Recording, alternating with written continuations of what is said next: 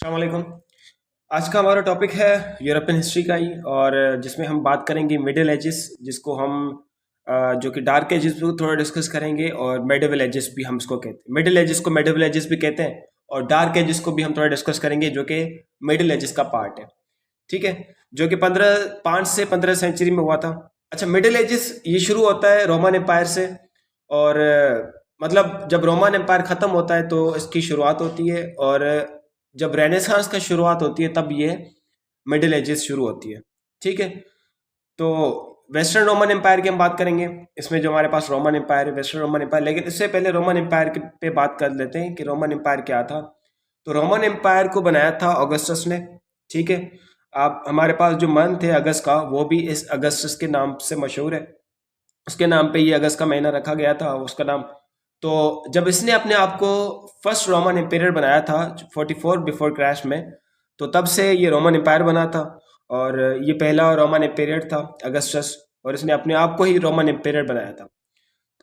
अच्छा ठीक है, जब ऑगस्टस की डेथ हुई थी तो लोगों ने इसको खुदा माना था, मतलब लोगों ने इसको खुदा बना दिया था। अब रोमन एम्पायर स्टार्ट हुआ था अगस्टस से, और फिनिश हुआ था तकरीबन 4053 में, जब कॉन्स्टेंटिनोपल, जो कि आज का इस्तांबुल है, वो ऑटोमन एम्पायर में चला गया था। ऑटोमन एम्पायर पे उस पर कब्जा कर लिया था। ठीक है, अब ये जिसका ऑगस्टस का जो बर्थ नेम है ऑक्टेन भी था।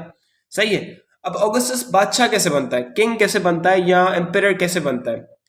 ये किंग बनता है अपने अंकल को मारने के बाद। इसका अंकल होता है जूलियस द सीजर।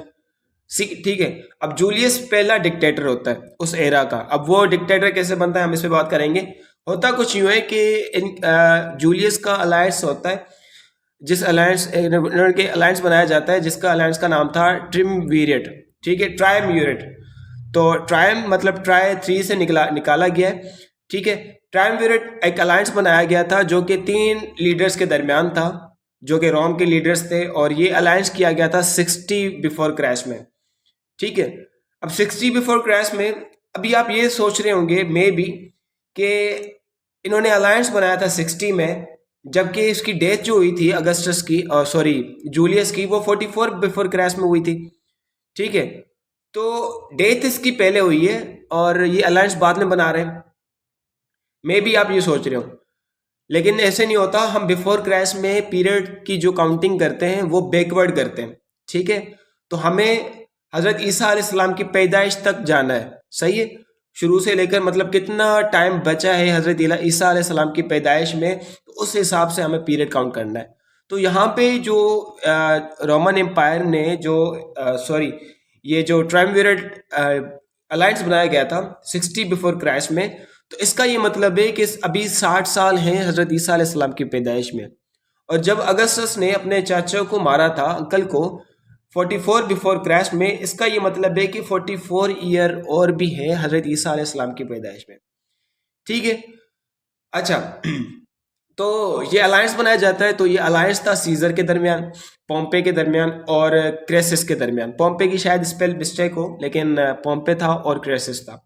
अच्छा, सीजर इनको लीड करता है। अब सीजर रोमन आर्मीज को और रोमन एम्पायर को या रोमन आर्मीज को गालिक वार की तरफ लीड करता है, मतलब ये गालिक वार की तरफ लेकर जाता है। तो गालिक वार होती है, तो गालिक वार में जितनी भी टेरिटोरीज होती हैं वो ये आपस में बांट लेते हैं, और गालिक वार से के बाद ही सीजर गालिक वार शुरू हो जाती है। ठीक है, sorry, Caesar civil war start हो जाती है गालिक वार के बाद रोम में। अच्छा, होता कुछ यूं है कि ये सिविल वार सीजर पोम्पे और सीजर और पोम्पे के दरमियान होती है, जिससे सीजर पोम्पे को डिफीट करता है और इसको किल कर देता है। ठीक है, अब ये वार स्टार्ट होती है क्यों, मतलब ये आपस में क्यों लड़ते हैं, हालांकि इनका अलायंस भी था। अच्छा, ये जब गालिक वार में इन्होंने जो टेरिटरीज हासिल की थी, अब ये टेरिटरीज की डिवीजन पे इन्होंने आपस में वार स्टार्ट कर दी। ठीक है, आपस में लड़ना शुरू कर दिया इन्होंने, जिसकी वजह से सीजर पोम्पे को मार देता है, और पोम्पे अपने आप को डिक्टेटर बना देता है। ठीक है, तो सीजर पोम्पे को किल कर देता है। कब मारता है? 44 बिफोर क्रैश में, 49 बिफोर क्रैश में। ठीक है, अब 49 बिफोर क्रैश से लेकर 44 बिफोर क्रैश तक जूलियस डिक्टेटर होता है रोम का। इससे पहले रोम रिपब्लिक था। रिपब्लिक का मतलब है वहां पे वोटिंग सिस्टम था, एक प्रॉपर तरीका था किसी भी लीडर को चूज करने का। लेकिन जब सीजर मर गया तो जूलियस ने अपने आप को डिक्टेटर बना दिया रोम का। ठीक है। अब 44 बिफोर क्राइस्ट में ऑगस्टस अपने अंकल को जूलियस को किल करता है, ठीक है, और ये खुद रोमन एम्पायर बना देता है अपने आप को। इससे पहले रोम क्या था, रिपब्लिक था। इसके बाद वहां पे डिक्टेटरशिप आ जाती है। अब यहाँ पे एम्पायर शुरू हो गई, रोमन एम्पायर जिसको कहा जाता है। रोमन एम्पायर ये अपने आप को बना देता है, ठीक है, रोमन एम्पायर। और इसी वक्त जब ये रोमन एम्पायर शुरू होती है तो यहाँ पे डार्क एज खत्म होती है, ठीक है, डार्क एज खत्म होती है।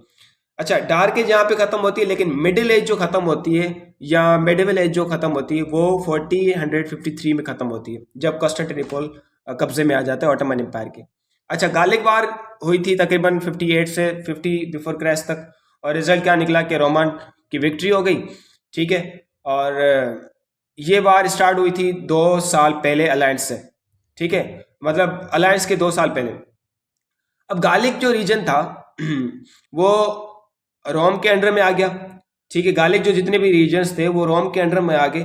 आज के जो गालिक रीजन्स हैं, जो जिसको हम वेस्टर्न यूरोप भी कहते हैं, उनमें आपका फ्रांस है, उस वक्त फ्रांस था, मतलब आज के टाइम में फ्रांस है, लग्जमबर्ग है, बेल्जियम है, और स्विट्जरलैंड के कुछ पार्ट्स हैं, और कुछ पार्ट्स नॉर्दर्न इटली के, और कुछ सॉरी कुछ पार्ट्स नेदरलैंड्स के, और कुछ जर्मनी के, जिसको जर्मेनिया भी कहा जाता है।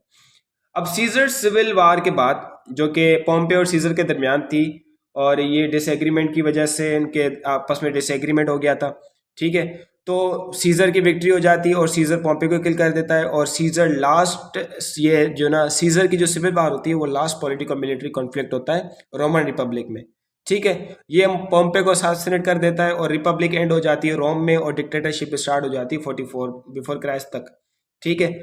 और ये डार्क एजेस था, ठीक है, जहाँ पे हमने अभी देखा कि डार्क एज जहाँ पे खत्म हो जाती है जब ये रिपब्लिक खत्म हो जाती है। तो डार्क एजेस का मतलब ये कि यहाँ पे साइंटिफिक एडवांसमेंट कम हुई थी, इतनी ज़्यादा वो डेवलप नहीं थे, सही है। अब आ जाते वेस्टर्न रोमन एम्पायर पे कि वेस्टर्न रोमन एम्पायर कैसे बना। अब इसको वेस्टर्न एम्पेरियल कोड भी कहा जाता है, ठीक है, जिसमें आज के जो मुल्क हैं फ्रांस, साउदर्न ब्रिटेन, इटली, और north Africa, parts of Germany. और अच्छा, ये कैसे बना कि कुछ जो रोमन एम्पायर के पार्ट्स थे, सब प्रोविंसेस थे, वो अलग हो गए और उनको वेस्टर्न रोमन एम्पायर का नाम दिया गया, ठीक है। और ये कब अलग हुआ था, तकरीबन 395 अन्नो डोमिनी में।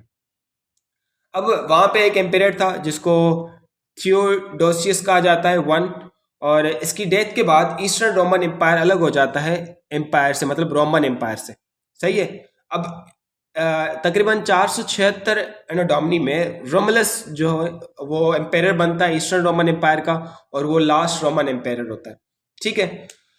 इसके बाद बारबेरियन रूल स्टार्ट हो जाती है, ठीक है, बारबेरियन रूल स्टार्ट हो जाती है, जिसका नाम था ओडासर, इसका कुछ नाम था, और वो जर्मनिक बारबेरियन था। यहाँ पे मिडिल एज स्टार्ट हो जाती है और बारबेरियन रूल खत्म हो जाता है वेस्टर्न रोमन एम्पायर में। इसके बाद हम मिडिल एजेस की बात करेंगे नेक्स्ट वीडियो में, जिसमें हम कॉन्स्टेंटिनोपल की भी बात करेंगे, ठीक है। तो ये था हमारा टॉपिक, जिसमें हमने बात की थोड़ा बहुत बारबेरियन, सही है, middle ages, western Roman empire और रोमन एम्पायर, जिसमें आपका अगस्टस, और इसके अलावा आपका जूलियस द सीजर, ये मशहूर है, इसके काफ़ी नॉवेल्स भी लिखे गए हैं इस पे, काफ़ी मूवीज़ भी बने, काफ़ी नहीं मूवीज़ भी, 1-2 मूवी भी हैं इस पे, सीजर पे। तो ये था आपका टॉपिक मिडिल एजेस, जिसको हम डार्क एजेस में हमने देखा, और इसके अलावा मिडिवल एजेस जिसको कहा जाता है, जो कि 5 सेंचुरी से 15 सेंचुरी तक था, ठीक है। मिलते हैं नेक्स्ट वीडियो में।